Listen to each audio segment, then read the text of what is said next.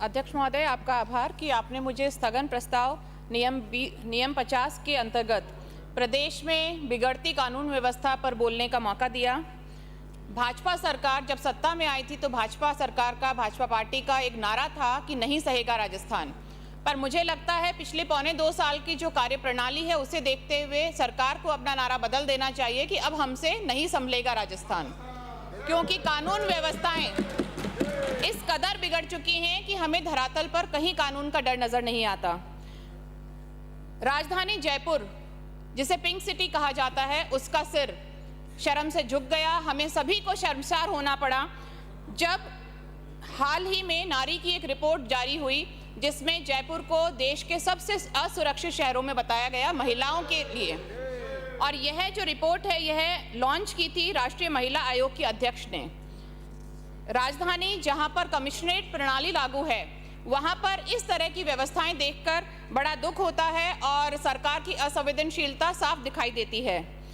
यह निष्क्रिय और असंवेदनशील प्रशासन और सरकार का नतीजा है कि कानून व्यवस्था का कोई डर, जैसे मैंने कहा, अपराधियों में नहीं है।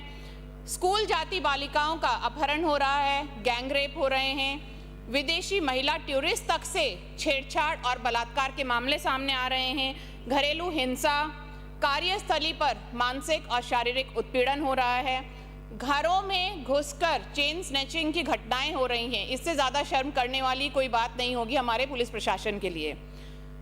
इन जैसे गंभीर जो अपराध हैं वो ज़्यादातर जो ग्रामीण इलाके हैं और जो ग्रामीण महिलाएं हैं, गरीब तबके की महिलाएं हैं, दलित हैं, उनके खिलाफ हो रहे हैं। हम राजस्थान के कोई भी कोने में चले जाएं, बांसवाड़ा में हाल ही में हुआ गैंगरेप, उदयपुर, बीकानेर, करौली, बगरू, और मैं मेरे चोमू की बात करूं, किसान जिसकी फसलें बर्बाद हो रही हैं, उसके खेतों में चोरियां हो रही हैं, लड़कियों की गुमशुदगी की रिपोर्ट हो, चाहे महिलाओं को निराधार तौर पर थाने में ले जाने की बात हो, पुलिस प्रशासन बहुत ही असंवेदनशील नजर आता है। और खास बात तो ये है कि जब राजस्थान की महिला आला अधिकारी वही सुरक्षित नहीं है, उन पर ही बिना विधि पूर्वक सर्विलेंस की जाती है, तो एक आम महिला अपने आप को सुरक्षित महसूस कर ही नहीं सकती। प्रदेश के 37 एक वन स्टॉप सेंटर्स पे 15,000 महिलाएं पिछले 2 साल में पहुंची, पर जो अनपढ़ महिलाएं हैं वो तो वहां तक पहुंच ही नहीं पाई हैं। लोकसभा स्पीकर के बेहद करीबी व्यक्ति मानव तस्करी के आरोप उन पर लगे, तो ये हमारे राजस्थान के लिए एक बहुत ही शर्मसार करने वाली बात है।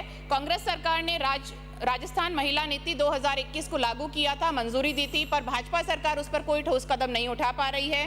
रक्षाबंधन के नाम पर बिरला ऑडिटोरियम में एक कार्यक्रम करके इतिश्री करने से काफ़ी नहीं होगा। अपराधियों में कानून का डर दिखाई देना जरूरी है, और जो महिलाओं को सुरक्षा नहीं दे सकती सरकार, वो कभी भी कल्याणकारी साबित नहीं हो सकती। जय हिंद।